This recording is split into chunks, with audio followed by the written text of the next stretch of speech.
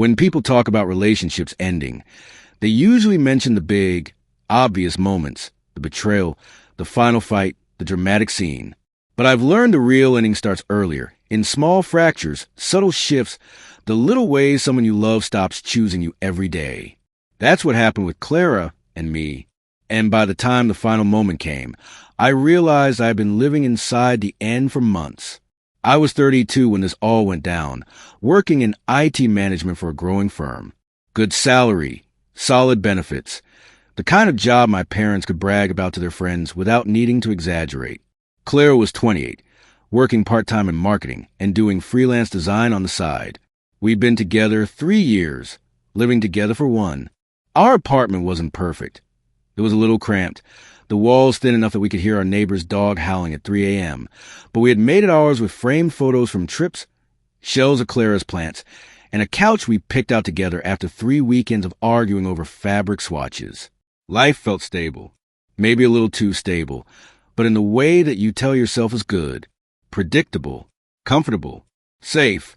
That illusion started to unravel about 6 months ago when Marcus came back to town. I'd heard his name before.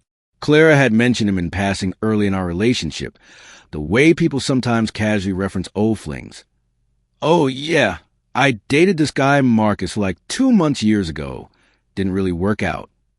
She always spoke about it with a shrug. Nothing significant. No reason for me to feel threatened. I filed him away in the dusty archives of Clara's past and never thought about him again until she came home one evening with a little too much excitement in her voice. "You won't believe who I ran into," she said, slipping off her shoes at the door.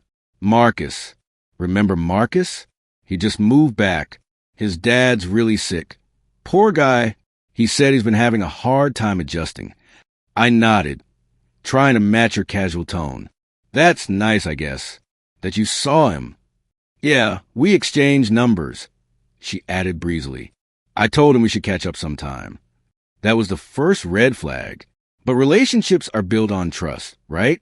So when she told me the following Saturday that she was going to meet Marcus for book club, I laughed. Book club? I repeated. "Yeah," she said, already rifling through her closet. "We're going to read something together." He mentioned he's been trying to get back into reading, and I thought it'd be fun. Just a casual thing. "Cool," I said slowly, though inside my gut tightened. Clara had never once in our relationship shown interest in book clubs. She read occasionally, romance novels mostly, but never mentioned wanting to meet weekly with anyone to discuss them. Still, I told myself it wasn't worth making a scene. It's one meeting, one Saturday. Except it wasn't. That first book club became every Saturday. Then Saturdays and Sunday brunches. Then Friday movie nights, because Marcus is going through such a rough patch. And each time, Clara grew more dismissive of my unease. One night, I finally said something. "Clara, don't you think it's a little much? You're spending almost every weekend with him now." She rolled her eyes, putting down her mascara wand. "Ethan, he's just a friend. We dated for like 2 months, 5 years ago. Are you seriously insecure about that? You know I love you." I wanted to believe her. I really did. So I forced a smile, kissed her cheek, and said, "You're right." But doubt settled into my chest like a stone I couldn't shake. Meanwhile, something far bigger was brewing in my own life. I had been offered a position running our company's Paris office, a massive promotion, nearly double my salary, plus an incredible relocation package.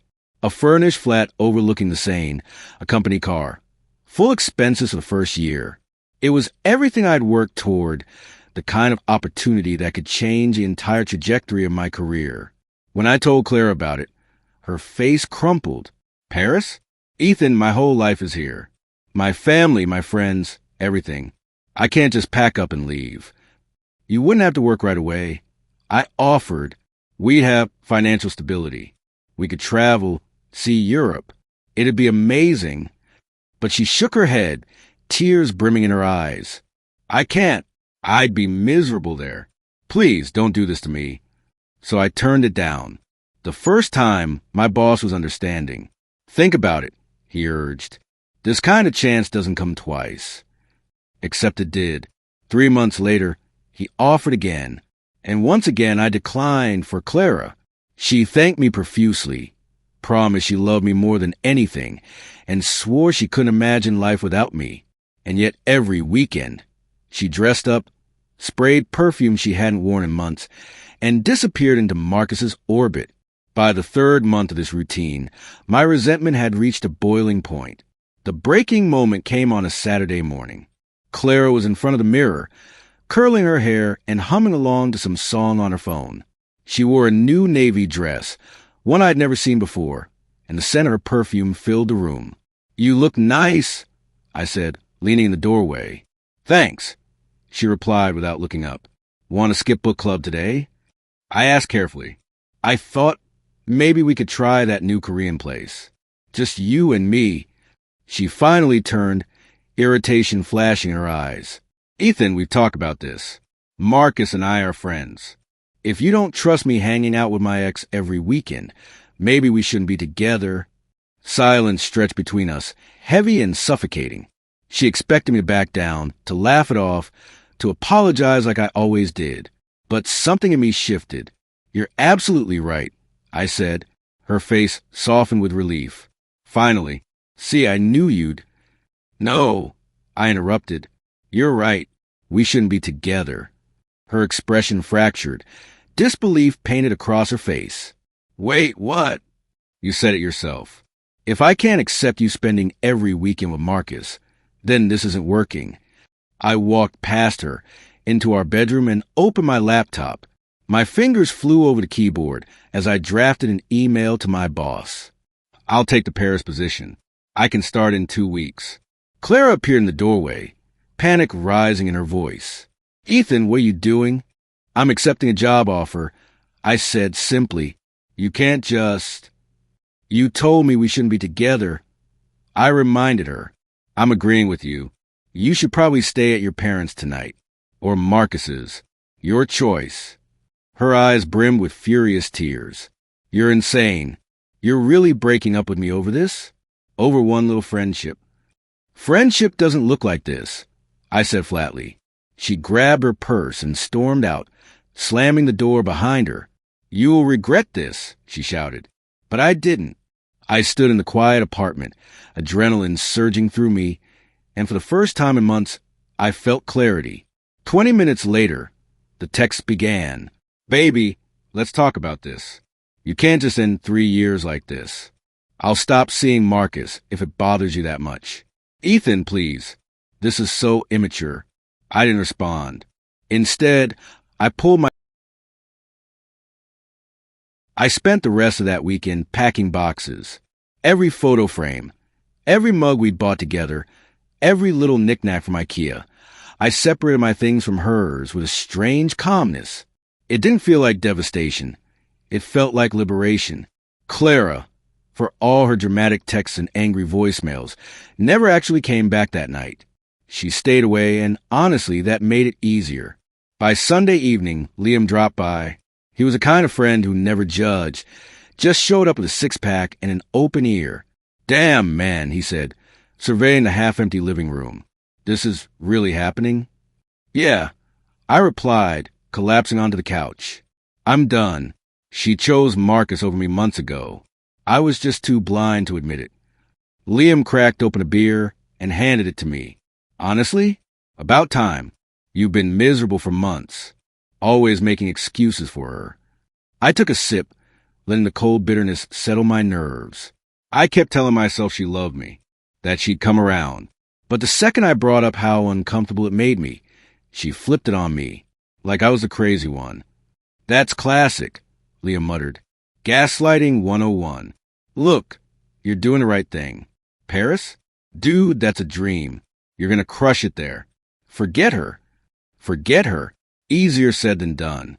That night, Clara came back briefly. I was sitting on the floor with half-packed boxes when the door opened. She walked in like a storm. Red eyes, messy hair, her navy dress wrinkled. "Ethan, please," she said, voice cracking. "We need to talk." I looked up at her, exhausted. "Talk about what?" "You can't just throw this away," she whispered. "We've been together 3 years. You love me. I know you do. I did. I admitted. But love doesn't survive this. You don't spend every weekend with an ex if you're committed to your partner. And you sure as hell don't tell your boyfriend you can't support his dream job because you'd be miserable. She flinched, tears spilling. I was scared, okay? I didn't want to lose you. You lost me the second you made Marcus more important than me, I said coldly. She shook her head violently. He doesn't mean anything. He's just a friend. Stop lying. I snapped. My voice echoed in the emptying apartment. Do you think I'm an idiot? Every weekend? New dresses, new perfume. Leaving me here while you read books? If you wanted him, you could just said so. Her silence was louder than any confession. I stood, brushing off my jeans. Take what's yours. I'm leaving in 2 weeks. I'm not wasting another second. For a moment, she just stared at me, lips trembling like she wanted to scream. Instead, she whispered, "You'll regret this." Then she turned and left again. I didn't chase her. The next 2 weeks passed in a blur. Work was chaos as I prepared for the transfer. Final reports, meetings, video calls with the Paris team. At home, I packed and sold what I couldn't bring. Clara texted less and less. And when she did, the messages shifted from pleading to bitterness. Enjoy Paris. Don't come crawling back when you realize nobody there wants you. Marcus and I are happy. You did me a favor, honestly.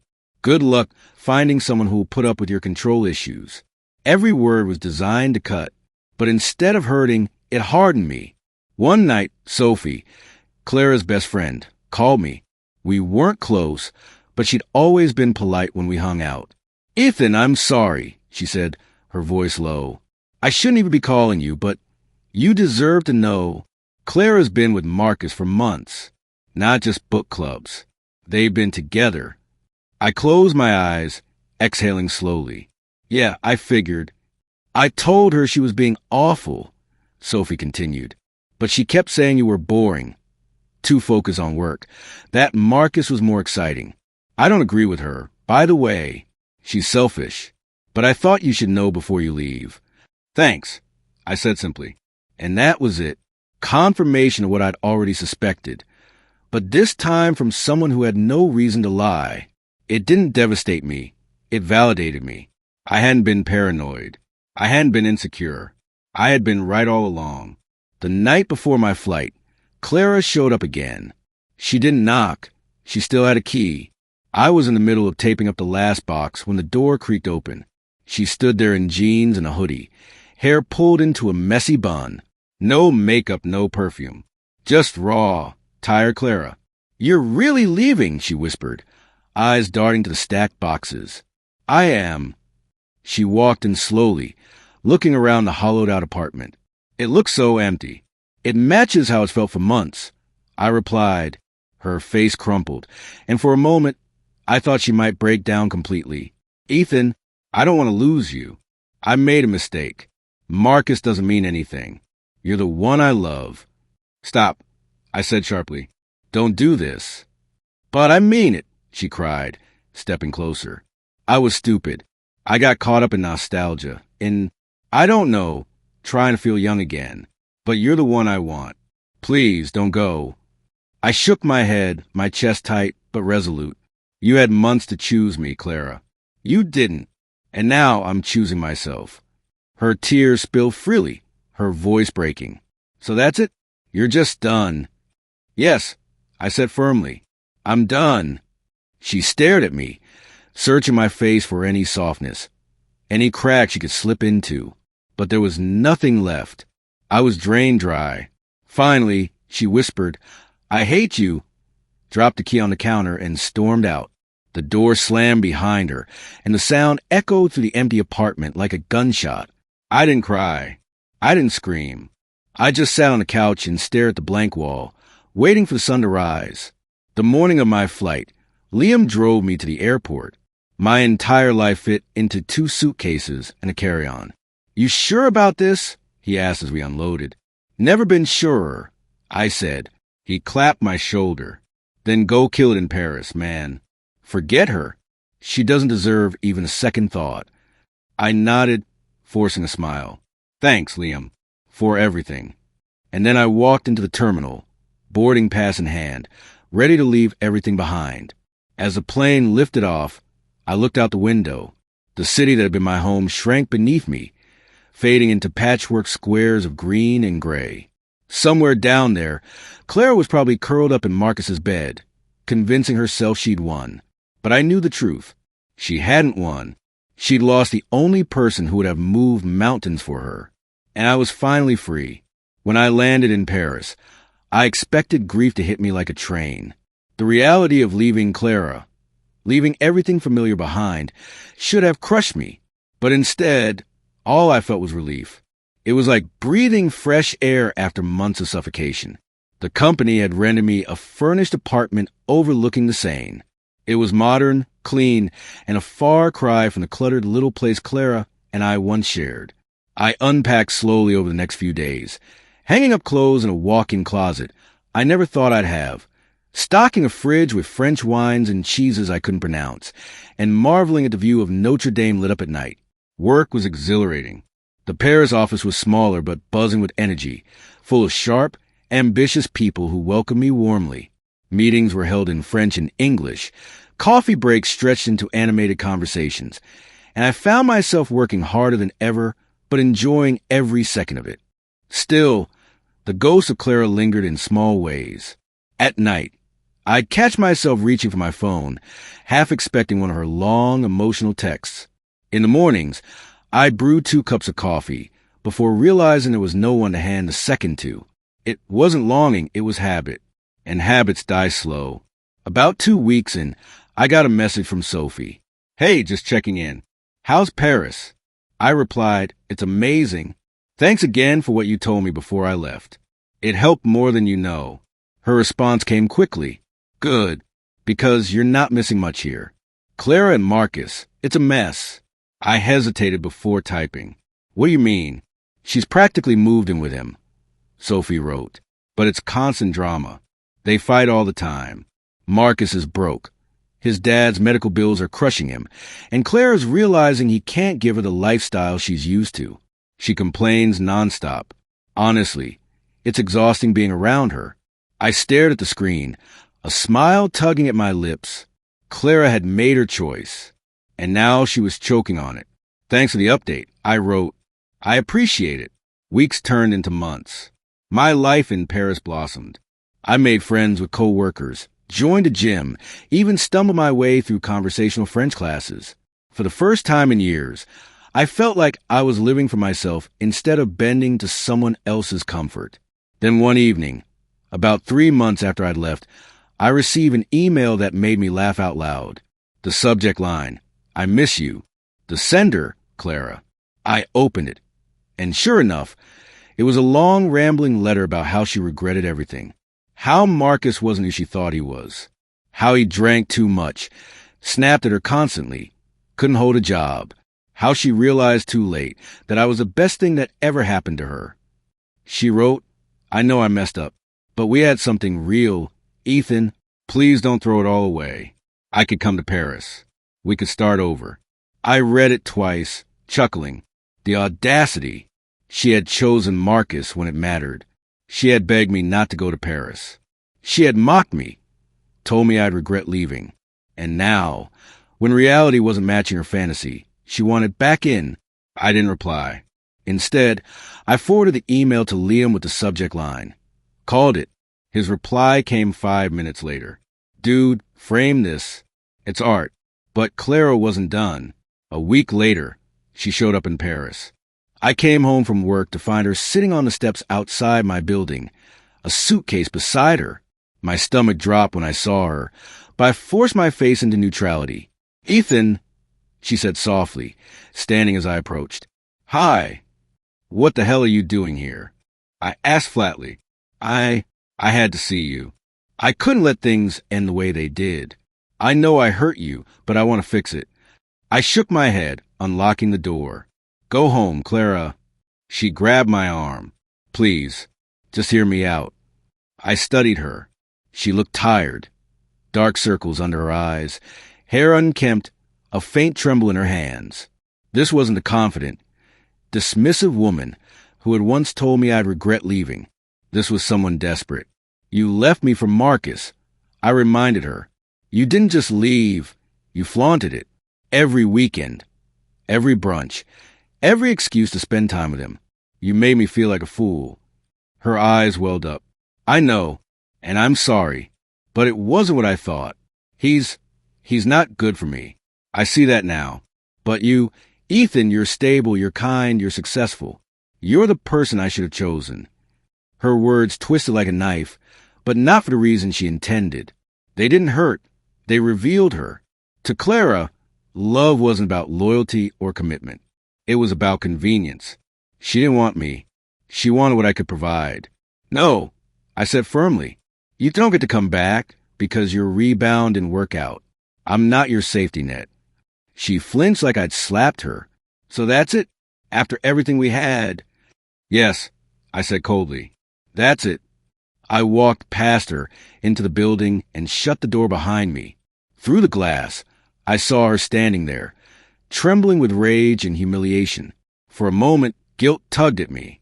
But then I remembered every lonely Saturday night, every time she made me feel like I was enough, every sacrifice I'd made for her only to be dismissed. And the guilt vanished. But Clara wasn't the kind of person who accepted rejection quietly. Over the next month, she flooded me with messages, emails, texts, voicemails.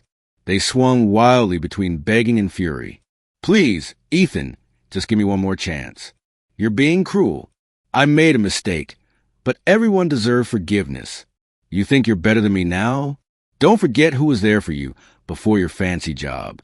If you don't answer me, you'll regret it. I ignored them all. And then came the twist I didn't see coming. One evening, I was out with coworkers at a wine bar when Sophie called me, her voice urgent. Ethan, you need to know what's happening, she said. Clara's been telling people you cheated on her. That's why you broke up. She's painting herself as a victim. I froze, anger sparking in my chest. What? She's telling anyone who'll listen, Sophie continued. Her parents, mutual friends, even Marcus. She's saying you were unfaithful, and that's why she had no choice but to lean on Marcus for support. I clenched my jaw, the taste of bitterness rising in my throat. Typical Clara. When reality didn't fit her narrative, she rewrote it. Thanks for telling me, I said tightly. There's more, Sophie added hesitantly. She's pregnant. Or at least, she's telling people she is. The world tilted. What? She says it's Marcus's, but she's dropping hints it might be yours. She's trying to keep both options open. I don't even know if she's really pregnant or just lying, but Ethan, she's spiraling. Be careful. I sat there in stunned silence, wine glass untouched, as Sophie's words sank in. Clara wasn't just desperate. She was dangerous. Paris had a way of healing wounds without you realizing it. For Ethan, life became structured, meaningful, and unexpectedly peaceful. His days started with morning runs along the Seine, long hours at the office where his projects finally felt appreciated, and evenings filled with exploring new restaurants, attending concerts, and building friendships with people who didn't know anything about his past. For the first time in years, his life was entirely his own. No Clara, no constant drama, no manipulation. But the chaos wasn't truly over. Clara's messages hadn't stopped. She found new numbers, fake Instagram accounts, even burner emails. Sometimes she begged for forgiveness. Sometimes she guilt-tripped him with, "You'll regret leaving me." And other times she threatened to ruin his name. Ethan had blocked her on every platform he could, but her desperation was endless. He taught himself not to care, and eventually her words felt like background noise, static he could tune out. Then one day, an unexpected notification popped up, a message request from a woman named Olivia. Hi, you don't know me, but I think we need to talk. I'm Marcus's girlfriend. Or, I guess ex now. Ethan froze, cautious. He typed back carefully. I see. What's this about? Olivia replied quickly. I've been hearing Clara's name for months. Marcus always said she was just a friend, someone from his book club. But things weren't adding up. I finally checked his phone when he left it unlocked, and I saw their messages. Plans, weekends together, everything. When I confronted him, he twisted the story, said she was obsessed with him, that he barely tolerated her. But I know that's a lie. I've seen the pictures. I think you deserve to know the truth. Ethan's chest tightened, though it wasn't painful anymore. It was the dull ache of an old scar. He answered, "Yeah, I know. Clara and Marcus were together almost every weekend when I was still with her. She lied for months. I found out the hard way. I left. I moved to Paris and haven't looked back since." Olivia's next message carried a mix of anger and relief. "Thank you. At least I know I'm not crazy." He made me feel like I was paranoid, insecure, jealous, gaslighting me at every turn. "I know exactly what you mean," Ethan wrote back. That was Clara's specialty too. Then Olivia dropped something unexpected. "By the way, I work for the tax department. Clara's been claiming she lives at her parents' address to get benefits, even though she's been practically living with Marcus. That's fraud. I'm not saying I'll do anything, but, well, karma has a funny way of working itself out, doesn't it?" Ethan smiled faintly at his screen. "I didn't ask you to do anything," he typed. "But if she's lying to the government, that's on her. Consequences are her problem now." 2 weeks later, Clara's parents received a letter demanding back taxes and penalties, over €18,000 worth. Clara's Instagram suddenly shifted from selfies and gym shots to vague inspirational quotes, like, "Sometimes life tests us to help us grow." Her comment section was locked, likes hidden. Ethan didn't need to say a word. Justice was quiet and satisfying. Meanwhile, Marcus's own downfall was brewing. Olivia exposed him on Instagram with brutal honesty, screenshots, messages, and a series of posts under hashtags like #BookClubMyAss and #CheaterAlert. Screenshot of him boasting about juggling girls spread through their social circles. Marcus, once cocky and loud, became a walking joke. Gym buddies started calling him Book Club Guy, laughing behind his back and sometimes right to his face. Ethan never got involved. He just watched the dominoes fall. But Marcus wasn't done. One day, Ethan received a LinkedIn message from him. "Hey man, heard you're killing it in Paris. Guess what? I just got a transfer here too. Would love to grab a beer, clear the air, water under the bridge, right?"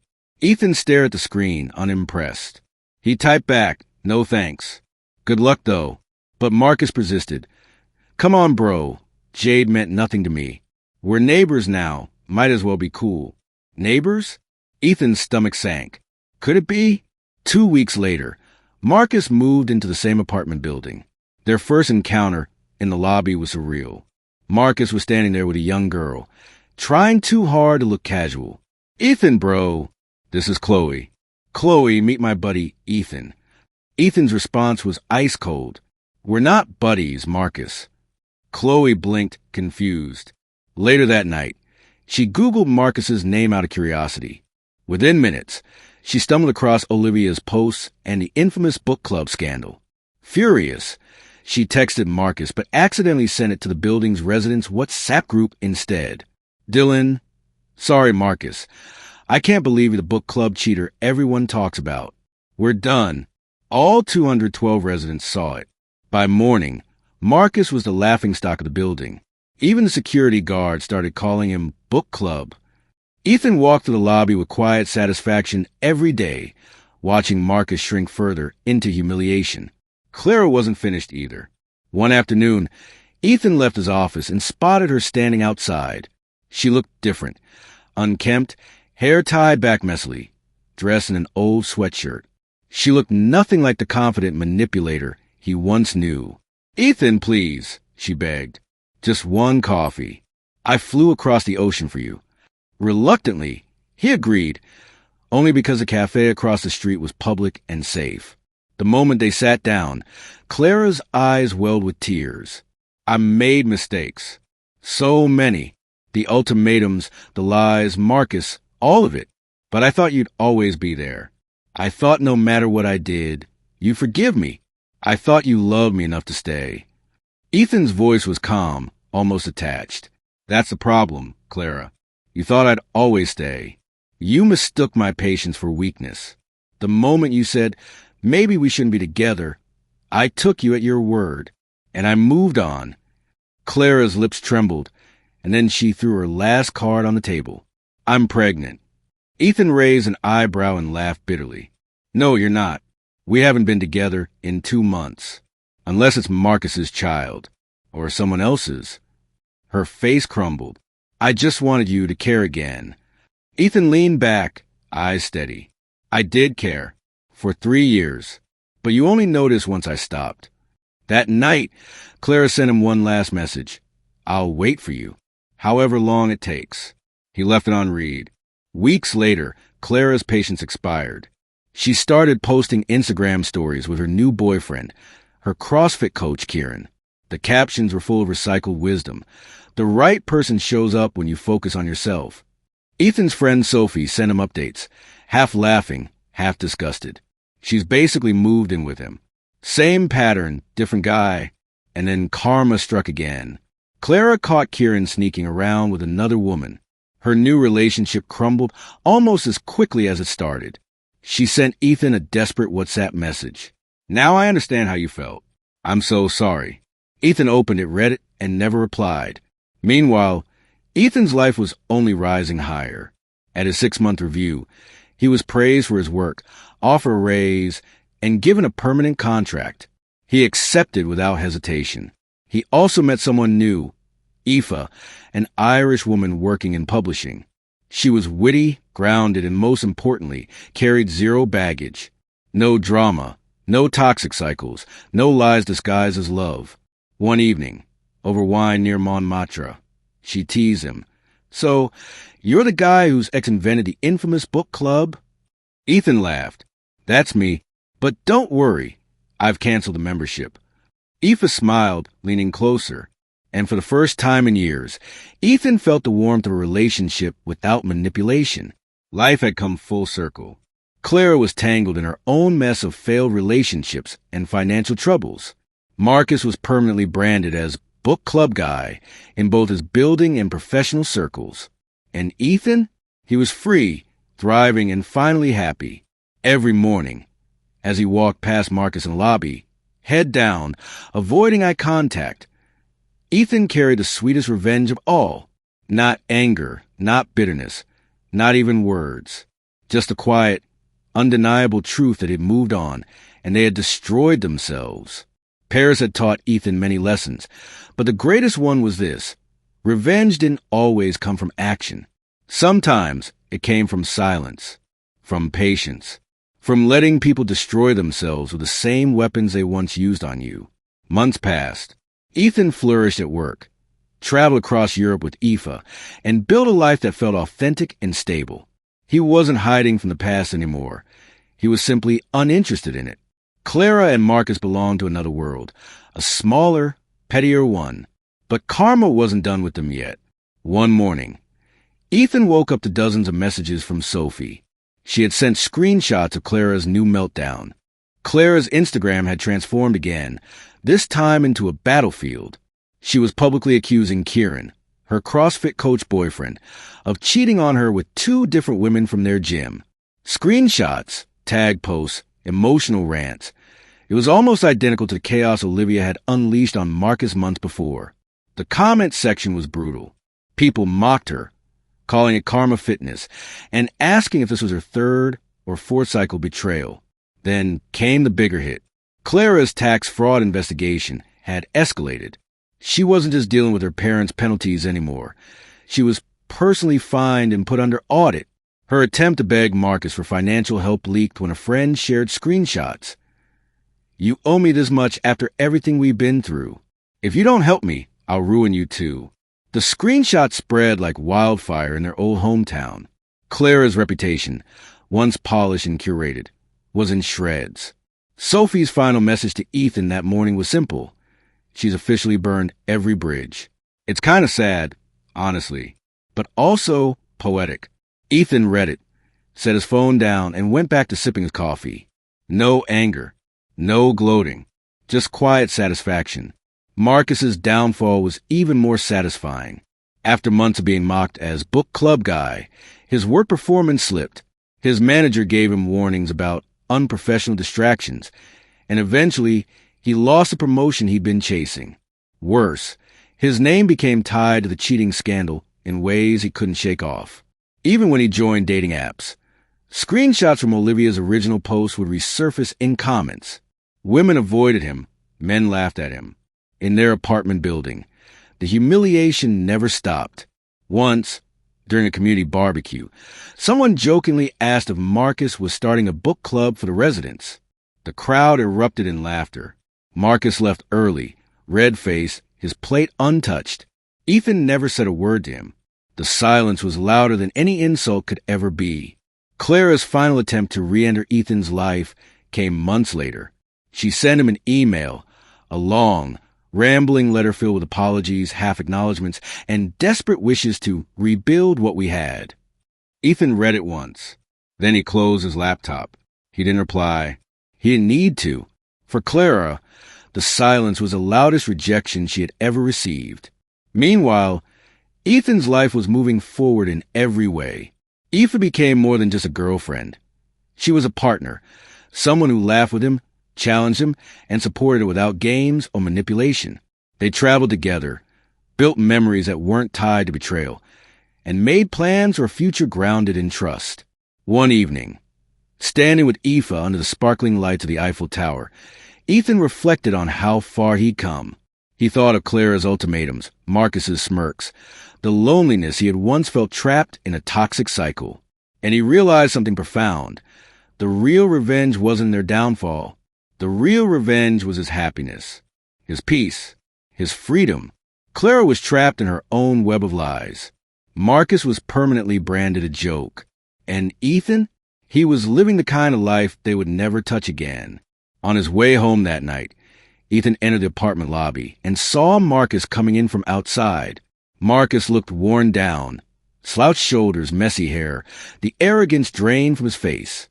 Their eyes met briefly. Marcus opened his mouth, as if to speak, but then shut it again. Ethan walked past him without a word, a small, confident smile tugging at his lips.